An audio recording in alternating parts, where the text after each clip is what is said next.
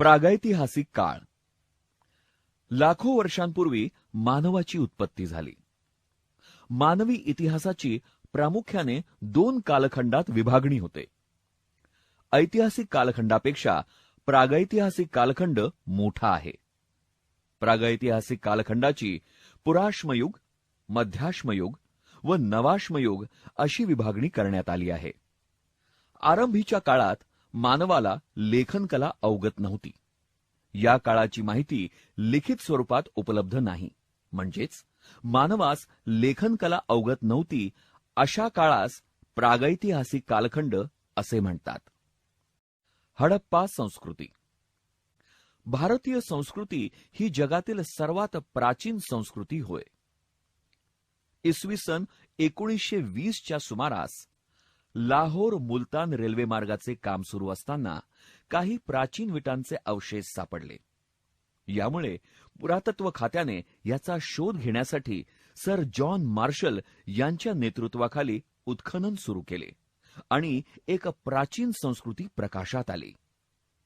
या संस्कृतीचे अवशेष प्रथम हडप्पा येथे सापडले.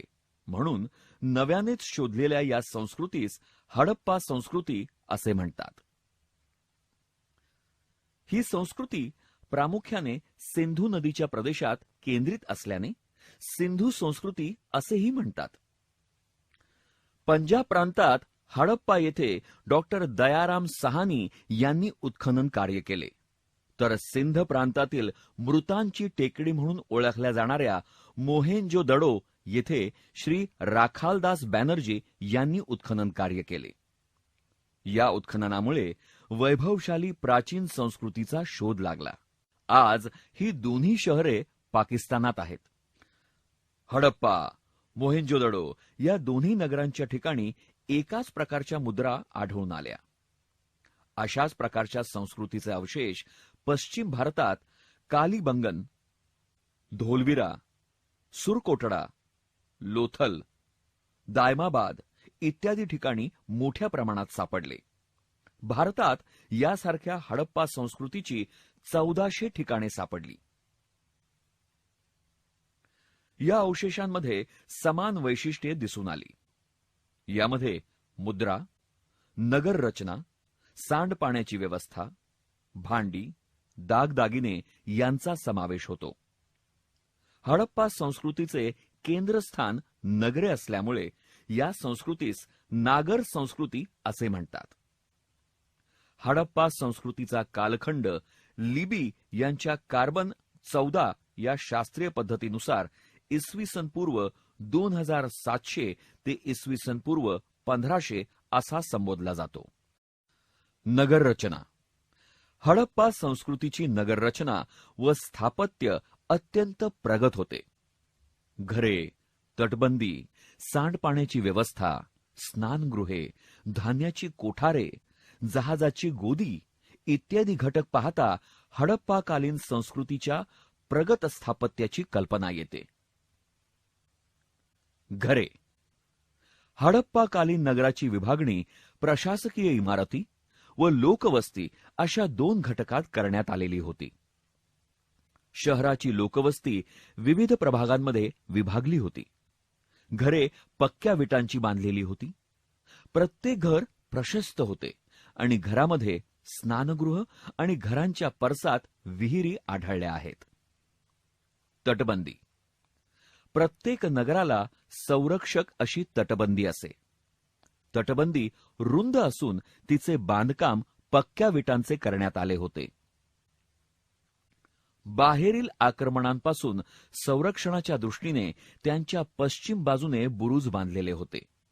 यावरून हडप्पा संस्कृतीने नगराच्या संरक्षणाकडे लक्ष दिल्याचे दिसते. रस्ते. हडप्पा शहराच्या प्रभागामधून जाणारे रस्ते मुख्य रस्त्यांना जोडलेले असत. रस्ते पुरेसे रुंद असून ते एकमेकांना काटकोनात छेदणारे होते. रस्त्यांच्या कडेला सापडलेल्या लाकडांच्या अवशेषांवरून रस्त्यावर दिवाबत्तीची सोय असावी असे दिसते. सांडपाण्याची व्यवस्था. सांडपाणी व पावसाचे पाणी गावाबाहेर वाहून नेण्यासाठी 1 मीटर खोल भुयारी गटारांची व्यवस्था होती. ही गटारे दगड व पक्क्या विटांनी बांधलेली होती. कोणत्याही समकालीन संस्कृतीमध्ये न आढळणारी सांडपाण्याची व्यवस्था हडप्पा संस्कृतीत पाहावयास मिळते. महास्नानगृह. मोहेंजोदडो येथे भव्य स्नानगृहाचे अवशेष सापडले. या स्नानगृहांची लांबी 12 मीटर, रुंदी 7 मीटर आणि खोली 2.5 मीटर आहे. स्नानगृहाच्या बाहेरच्या भिंती 7 ते 8 फूट रुंदीच्या असून कपडे बदलण्यासाठी स्वतंत्र खोल्यांची व्यवस्था होती. स्नानगृहात वापरलेले पाणी बाहेर सोडण्यासाठी व शुद्ध पाणी आत आणण्याची व्यवस्था केलेली होती. यावरून हडप्पा संस्कृतीतील लोक आरोग्याबाबत किती दक्ष होते हे दिसून येते. जहाजाची गोदी. लोथल येथील उत्खननामध्ये एका प्रचंड गोदीचे अवशेष सापडले. या गोदीची लांबी 270 मीटर तर रुंदी 37 मीटर आहे. लोथल येथे सापडलेल्या गोदीवरून जहाज बांधणी, व्यापार, व्यापारी मार्ग यांची माहिती हडप्पा संस्कृतीमधील लोकांना होती असे दिसून येते. लोथल येथे सापडलेल्या मुद्रेवरून कृषी व व्यापार क्षेत्रातील हडप्पा संस्कृतीतील लोकांची प्रगती लक्षात येते. सामाजिक आणि सांस्कृतिक जीवन. हडप्पा संस्कृतीच्या उत्खननातील अवशेषांवरून तत्कालीन समाजरचना, वेशभूषा, केशभूषा, सौंदर्य प्रसाधने, अलंकार, करमणुकीची साधने यांची माहिती मिळते. यामधून हडप्पा लोकांच्या प्रगत सामाजिक व सांस्कृतिक जीवनाची ओळख होते. समाजरचना. हडप्पा संस्कृतीत कुटुंब संस्था महत्वाची होती. नगर रचनेच्या अवशेषांवरून समाजात राज्यकर्त्यांचा वर्ग, व्यापारी वर्ग व सर्वसामान्यांचा वर्ग असे वर्गीकरण असल्याचे दिसते.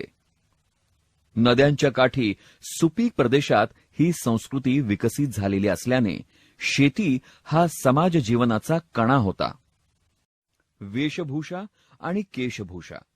हडप्पा संस्कृतीमधील मातीच्या भांड्यावर मिळालेले कापडाचे ठसे, मृण्मय मूर्तीवर दाखवलेले वस्त्र, उत्खननात मिळालेल्या विविध आकारांच्या सुया यावरून लोकांना वेशभूषेचे चांगले ज्ञान असल्याचे दिसते. त्याचप्रमाणे तत्कालीन मूर्तीवरून केशभूषेची माहिती मिळते. सौंदर्य प्रसाधने. हडप्पाकालीन संस्कृतीच्या उत्खननात एक शृंगार पेटी सापडली. यामध्ये ब्रॉन्झचे आरसे, हस्तिदंती कंगवे, केसासाठीचे आकडे, पिना, ओठ व भुवया रंगवण्यासाठी लागणाऱ्या विविध रंगाच्या कांड्या मिळाल्या. हडप्पाकालीन लोकांना सौंदर्य प्रसाधनाप्रमाणेच अलंकाराची आवड होती. उत्खननामध्ये मण्यांचे व सोन्याचे हार, बांगड्या, अंगठ्या, वाक्या, कमरपट्टा इत्यादी अलंकार मिळाले. नर्तिकेचा ब्रॉन्झचा पुतळा मिळाला. तिच्या हातात बांगड्या व गळ्यात हार आहे. प्रगत संस्कृतीची ही ओळख होय. करमणुकीची साधने. हडप्पाकालीन लोकांची सोंगट्या, फासे ही करमणुकीची साधने होती. नृत्य, गायन, शिकार व प्राण्यांच्या झुंजी इत्यादींमधून करमणूक केली जाई.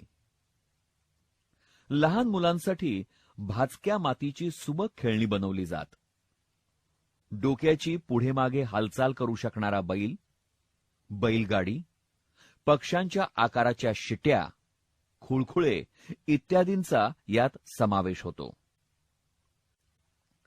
धर्मकल्पना.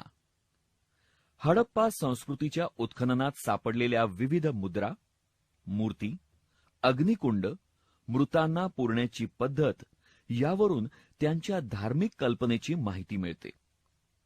लोकांची प्रामुख्याने शेतीवरती उपजीविका असल्याने लोक भूमातेस मातृदेवता मानत.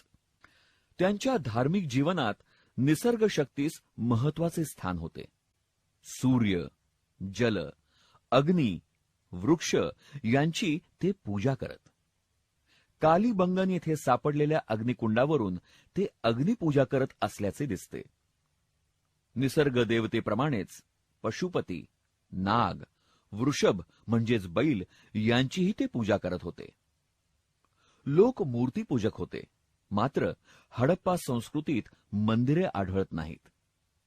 हडप्पा संस्कृतीत सार्वजनिक स्नानगृहे होती. त्यांनी स्नानविधीला दिलेले महत्त्व हा पुढे भारतीय संस्कृतीचा अविभाज्य घटक बनला. लोक मृतदेहाचे विधीपूर्वक दफन करत. दफन करतेवेळी त्यांचे सोबत अलंकार व भांडी ठेवली जात. यावरून मरणोत्तर जीवनावर त्यांची श्रद्धा होती असे दिसते. वरील सर्व घटकांवरून हडप्पा संस्कृती जगात एक प्रगत नागर संस्कृती असल्याचे दिसते. हडप्पाकालीन मुद्रेवरती कोरण्यात आलेल्या लिपीची संशोधकांना अद्याप उकल झालेली नाही.